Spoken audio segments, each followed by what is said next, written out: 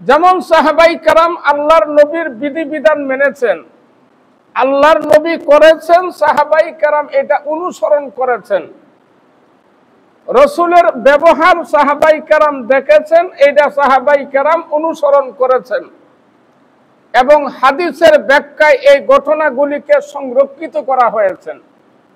সেই জন্য আল্লাহর রসুল বলেন, ওয়ামা আতাকুমুর রাসূলু ফাখুযুহু ওয়ামা নাহাকুম আনহু ফান্তাহু।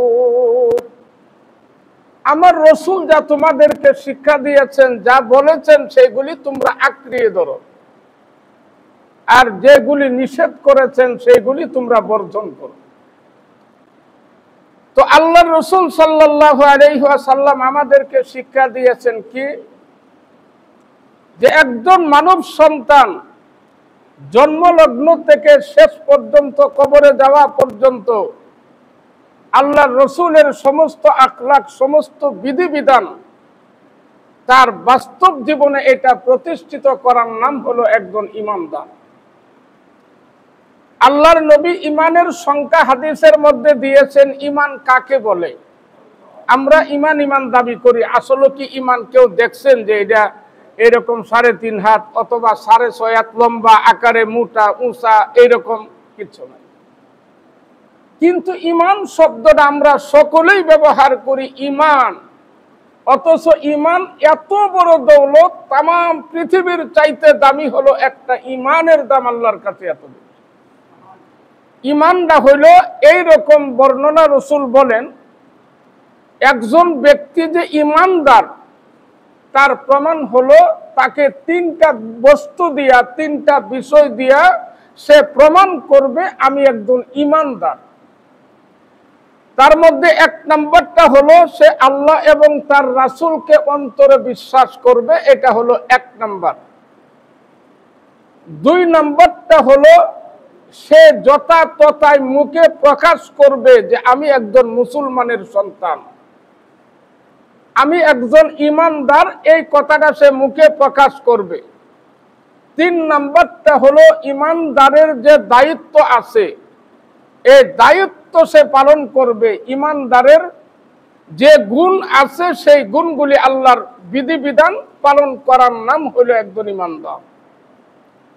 যেমন আল্লাহর নবী হাদিসের ব্যাখ্যায় বলেন যে একজন ইহুদি নাসরা 50 বছর বয়সে সে কালিমা পড়ে মুসলমান হয়েছে। 50 বছর বয়সে সে কালিমা পড়ছে, তারপরে যেদিন কালিমা পড়বে ওই দিন থেকে তার অতীতের সমস্ত গুনাহ আল্লাহ মাফ করে দিবেন। এবং এটা কত দামি কথা! আল্লাহর রাসূল সাল্লাল্লাহু আলাইহি ওয়াসাল্লাম তার সাহাবী উমরকে বললেন, হে উমর, এই কালিমার দাওয়াত তুমি দাও, লা ইলাহা ইল্লাল্লাহ ফাদখালাল জান্নাহ। যে কালিমা পড়বে ওই ব্যক্তি সরাসরি জান্নাতে যাবে, এই কালিমার দাওয়াতটা দাও।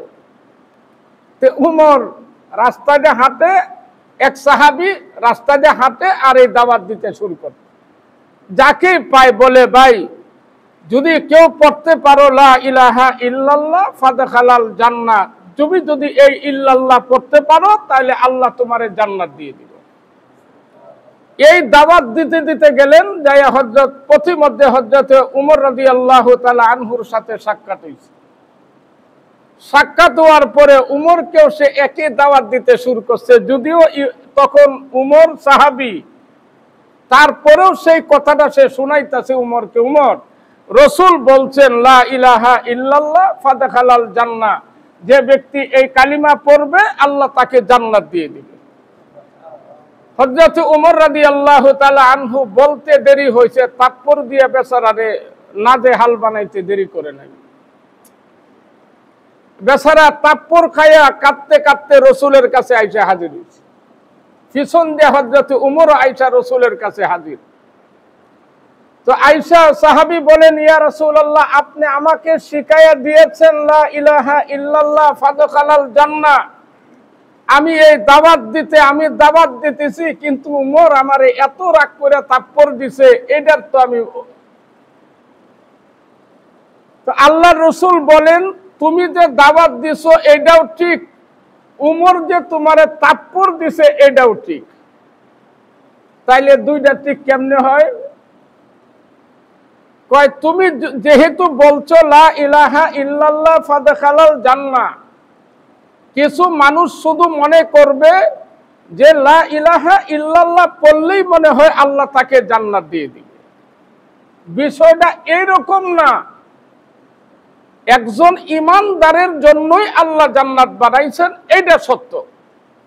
কিন্তু ইমান আনার পরে আল্লাহর নবী বলেন 50 বছরের একজন কাট্টা কাফের আবু জাহেলের মতো যদি কালমা পড়ে মুসলমান হয়, ফজরের নামাজের পরে জোহরের আগে যদি সে কালমা পড়ে মুসলমান হয়, ইমানদার হয়, আল্লাহ তার 50 বছরের পিছনের গুলাগুলি কালমার খাতিরে আল্লাহ মাফ করে দিবে। কিন্তু যে ওয়াক্ত নামাজের কালমা পড়ার পরে যে নামাজের ওয়াক্ত চলে আসবে, ওই নামাজটাই পড়া আল্লাহ তার উপরে ফরজ করেছেন। এরপরে কালমা পড়ার পরে যদি ইসলামের বিধিবিধান মানে না, তাহলে বোঝা গেল সে কোনো ইমানদার না, নামে মাত্র সে মুসলমান হয়েছে। যেমন বাংলাদেশে অনেক মেয়েরা দেখবেন ফিরিতের জ্বালায় মুসলমান হয়। যেহেতু আমি তদবির করি, আমার কাছে ভ্যারাইটিস সাইজের রুগী তো আমার চেম্বারে আসে। আমি অনেক পুরান মানুষ, যেহেতু এই লাইনে দেশ বিদেশ থেকেও আসে। অনেক মেয়েরা আইসা এরকম কান্দে, হুজুর 3-4 বছর প্রেম করে হিন্দু বেটারে বিয়া করছিলাম, 2টা বাচ্চা হয়েছে হুজুর, ওহন ঘুরিয়া যায় আরেকটা মালাউন বিয়া করছে। কি বুঝলেন কথাটা? কারণ ওর দেহের মধ্যে তো মালাউনের রক্ত আছে। এটা ওই সময় প্রেমের জ্বালায়, পীড়িতের জ্বালায় হে মুসলমান হিন্দুরে বিয়া করছে মুসলমান। কারণ এই সময় যদি নাটক না করে যে আমি দেখো মুসলমান হয়ে যাইতেছি, তাও আমি তোমারে বিয়ে করতে চাই, কিন্তু তার চরিত্র যেটা, সেই তার কালচার তাকে ওখানে নিয়ে যায়।